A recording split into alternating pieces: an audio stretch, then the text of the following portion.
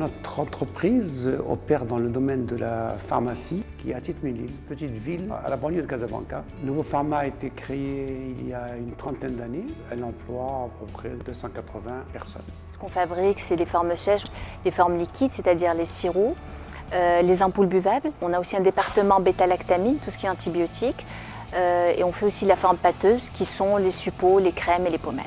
Par notre croissance, nous avons senti le besoin de mieux maîtriser nos flux et ça nous a amené à avoir une réflexion sur la recherche d'un ERP. Pas mal d'utilisateurs dans notre secteur sont sur CGX3. Ça nous a encouragé un petit peu à y aller parce que les problèmes et nos attentes sont les mêmes.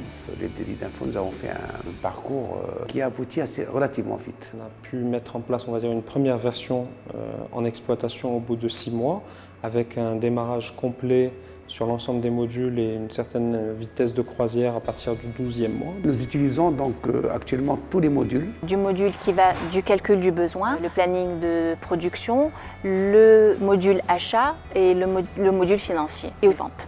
Le module production, en fait, c'est aussi l'un des plus importants modules parce qu'il nous permet de faire un suivi de la production du médicament depuis le début jusqu'à la fin. Ça nous donne un suivi de toutes les étapes de fabrication. En l'occurrence, c'est la création de l'ordre de fabrication, l'allocation, c'est-à-dire qu'est-ce qu'on va utiliser, quelle matière, quel numéro de lot, quelle date de péremption de la matière va être mise au niveau de ce produit. Et puis après, c'est la déclaration, c'est-à-dire qu'on va mettre en place toute la quantité de produits qu'on a fabriqués, mais aussi le temps, le nombre de personnes qui ont travaillé pour produire ce médicament. Ça nous permet d'avoir des indicateurs de performance par rapport à la production. On utilise bien sûr d'autres modules qui sont liés. Ça nous permet de gérer un stock, c'est-à-dire que dès que le produit va être déclaré sur le système, la matière qu'on a utilisée va être automatiquement sortie du stock, ce qui va nous permettre de savoir quand est-ce qu'on doit lancer l'ordre d'achat pour pouvoir avoir la matière et ne pas tomber en rupture. Par la suite, il y a tout ce qui est suivi. Il y a le suivi de la libération du produit. Bien sûr, une fois que le produit est fabriqué, il est contrôlé et jugé conforme, on va pouvoir le libérer pour le mettre sur le marché. Cette acceptation se fait sur le système. Il n'y a pas de risque pour que l'opérateur puisse prendre ce produit-là et le mettre en vente. Donc ça crée un verrou par rapport à tout ça.